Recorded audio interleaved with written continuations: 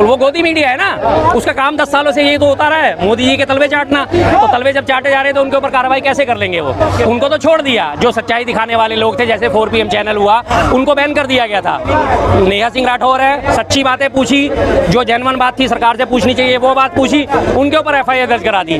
Medusa व्यंगकार है, व्यंग करना इस देश में गुनाह हो गया, किसी के ऊपर व्यंग करना इस देश में गुनाह। टारगेट अचीव करा, अब हम कैसे मान लें टारगेट अचीव? टारगेट तो पीए को लाने का था इस बार, कैसा टारगेट अचीव करा आपने? कैसा टारगेट? बात तो यही उठाई जा रही थी तमाम में, इसके जी न्यूज और ये छी न्यूज और आज तक वाले सारे गोदी चैनलों ने टोटल कराची पे भी कब्जा कर लिया था, इस्लामाबाद पे भी कब्जा कर लिया था, पीओ के भी आ गया था, सब कुछ आ गया था। या तो हम उनकी बात पे यकीन करें, उन्होंने जो हमारे लगातार झूठ बोला, झूठ परोसा के वहां तक पहुंच गए, अल्टीमेटली हो क्या रहा है?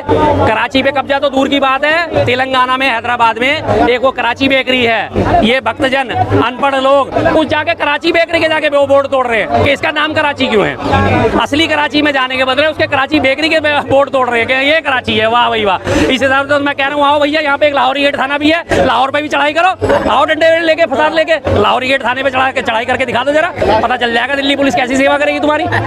अरे सर, भारत पूरी तरह बढ़त पे था और भारत की सेना और उसकी सेना में मुकाबला करके देख लीजिए, उसकी जनसंख्या 25 करोड़, हमारी जनसंख्या 140 करोड़, उसके पास 6-7 लाख के लगभग की सेना, हमारे पास 15.5 लाख से ऊपर की सेना है। उसके पास अगर एक राफेल है तो हमारे पास 26 राफेल है, उसके पास अगर एक तोप है तो हमारे पास उससे 4 गुनी तोप है, उसके बाद 2 विमान वाहक होता है तो हमारे पास कम से कम 8 विमान वाहक होता है, सब मरीन है, हर चीज में हम उससे आगे हैं। और सबसे बड़ी बात, हम मनोबल में उससे आगे हैं, संख्या बल में उससे आगे हैं। आज की डेट में एक जवान लड़का NCC का बच्चा भी देश के लिए मर मिटने को तैयार है, बूढ़े मर मिटने को तैयार है। बूढ़ों ने कहा कि ठीक है जी, हमारा से कुछ नहीं हो सकता, हमारे ऊपर बम बांध दो, हम चले जाएंगे, हमें बॉर्डर पे छोड़ देना, हम अपनी जिंदगी पूरी कर लेंगे, कोई दिक्कत नहीं हमें। तमाम देश अपनी कुर्बानी देने को तैयार है, लेकिन जब सेनापति ही कायर हो तो कोई क्या करे?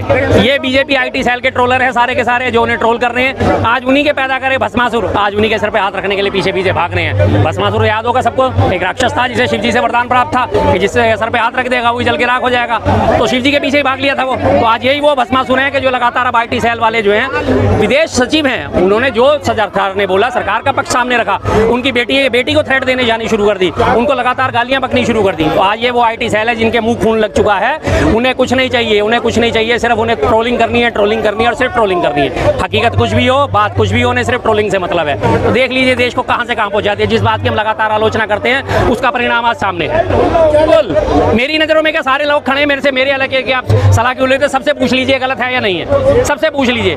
सब चाहते थे कि जब हम आगे बढ़े इस बार पाकिस्तान को नेस्तनाबूद कर दिया जाए, चाहे हम पक्ष के हैं चाहे हम विपक्ष के हैं, पक्ष और विपक्ष में इसमें कोई मतलब ही नहीं था। सबने एक संवेद स्वर में बोला था, इस बार इसे सबक सिखा के रहो, इस बार इसे सबक सिखा दो मोदी जी, हम आपके साथ हैं। तो सिर्फ मेरा दिल नहीं टूटा और सबका ही दिल टूटा है। सभी इस बात को महसूस कर रहे हैं, सभी इस बात को जान रहे हैं कि हाँ, जो उन्होंने स्टेप उठाए हैं वो गलत उठाए हैं। और सबसे बड़ी बात आप ये देखिए, हमारी युद्ध नीति, हमारी विदेश नीति, हमारे डंकाचार्य का डंका, हमारे कथित विश्वगुरु की हैसियत कि हमारे सीज फायर को अमेरिका जाके डिक्लेयर कर रहा है कि हाँ, दोनों देशों का सीज फायर होगा, और अगले दिन उसे विदेश मंत्रालय और यहाँ से हमारे बयान जारी हो गए। हाँ, रात भर चली बातचीत के बाद कि पाकिस्तान ने हमें कहा सीज फायर करो, चलो हम आपकी ये भी बात मान लेते हैं कि पाकिस्तान ने कहा सीज फायर करो, तो आपने क्यों करा?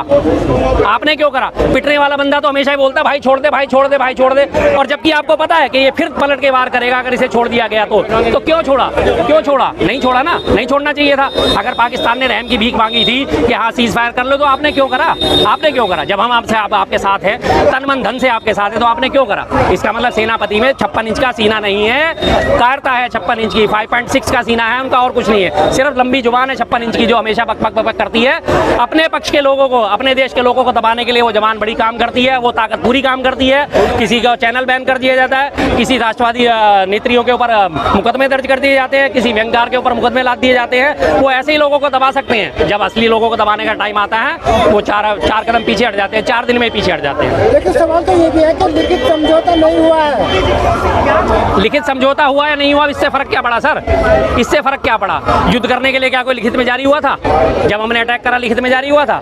हो गया, सेना को ऑर्डर दे दिए, खुली छूट दे दी, हम सब गदगद थे, हम सब खुश थे। हाँ ठीक है जी, बढ़िया हो, इस बार सबक सिखाने का अच्छा मौका है और सबक सिखाई जाए, तो फिर हुआ क्या? और समझौते की बात आप करते हैं, समझौते लिखित हो या अलिखित हो, ना पाकिस्तान है वो तो, ना पाकिस्तान, उसने तो समझौते तोड़ने ही है, वो निकालेंगे ही, और क्या करेंगे? अब अल्टीमेटली उन्हें यही फर्जी राष्ट्रवाद की शरण लेनी पड़ेगी कि नहीं जी हम तो तिरंगे के रखवाले हैं, हम तो तिरंगे के रखवाले हैं, इसी के पीछे छुप के वो अपनी जान बचाएंगे। बैकफुट पे आ चुके हैं, है नहीं आज उनके पास कुछ कहने के लिए, सुनने के लिए, समझने के लिए। वही आगे बढ़ बढ़ के कह रहे थे देखो कभी पुरानी बातें सारी याद दिला रहे थे। 71 में इंदिरा गांधी ने ऐसा करा, 65 में ऐसा करा शास्त्री जी ने, 62 में नेहरू जी ने ऐसा करा और उसमें ऐसा करा, सब पुरानी कहानियां सारी याद दिला रहे थे। आज जब खुद के ऊपर बीती है तब कहाँ चले गए सब। अब उनके बाद लगातार आ रहे हैं, हिम्मत मत हारिए, मोदी जी ने बहुत बढ़िया स्टेप लिया है, बहुत बढ़िया स्टेप लिया है। हालत तुम्हारी वही है, तलवे ही चाटने हैं तुम्हें, कभी सीधे पाओगे कभी उल्टे पाओगे। अल्टीमेटली मोदी जी के तलवे चाटने हैं। मोदी जी ने सीधा पाँव उठा दिया तो तलवा चाटना है, उल्टा उठा दिया तो तलवे चाटने हैं। इसके अलावा तुम्हारे पास कोई हैसियत नहीं है, कुछ नहीं है तुम्हारे पास। अरे सर, भारत पूरी तरह बढ़त पे था और भारत की सेना और उसकी सेना में मुकाबला करके देख लीजिए। उसकी जनसंख्या 25 करोड़, हमारी जनसंख्या 140 करोड़। उसके पास 6-7 लाख के लगभग की सेना, हमारे पास 15.5 लाख से ऊपर की सेना है। उसके पास अगर एक राफेल है तो हमारे पास 26 राफेल है। उसके पास अगर एक तोप है तो हमारे पास उससे 4 गुनी तोप है।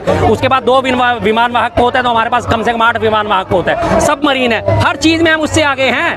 और सबसे बड़ी बात, हम मनोबल में उससे आगे हैं, संख्या बल में उससे आगे हैं। आज की डेट में एक जवान लड़का, एनसीसी का बच्चा भी देश के लिए मर मिटने को तैयार है, बूढ़े मर मिटने को तैयार है। बूढ़ों ने कहा कि ठीक है जी, हमारा से कुछ नहीं हो सकता, हमारे ऊपर बम बांध दो, हम चले जाएंगे, हमें बॉर्डर पे छोड़ देना, हम अपनी जिंदगी पूरी कर लेंगे, कोई दिक्कत नहीं हमें। तमाम देश अपनी कुर्बानी देने को तैयार है, लेकिन जब सेनापति ही कायर हो तो कोई क्या करे। टारगेट अचीव करा, अब हम कैसे मान लें टारगेट अचीव? टारगेट तो पीए को लाने का था इस बार।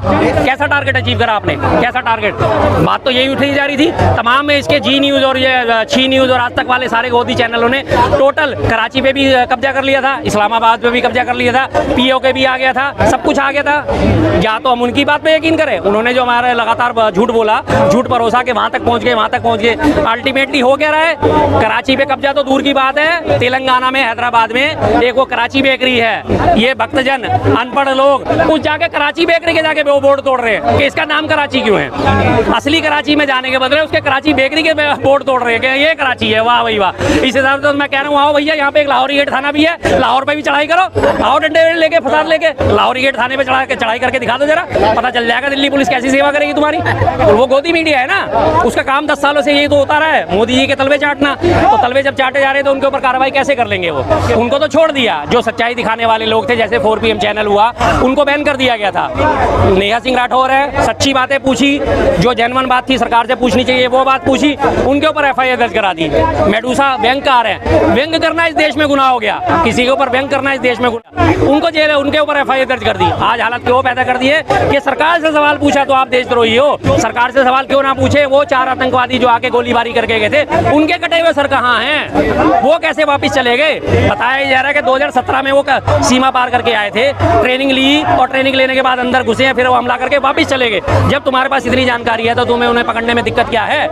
तुम्हारे पास ये जानकारी है कि 2017 में सीमा पार करके आए थे, ट्रेनिंग भी ली है, ये भी तुम्हारे पास जानकारी है। तो जब वो आए थे तब क्या कर रहे थे? जब उन्होंने ट्रेनिंग ली तब क्या कर रहे थे? और जब वो सीमा पार चलेंगे तब क्या कर रहे हो तुम?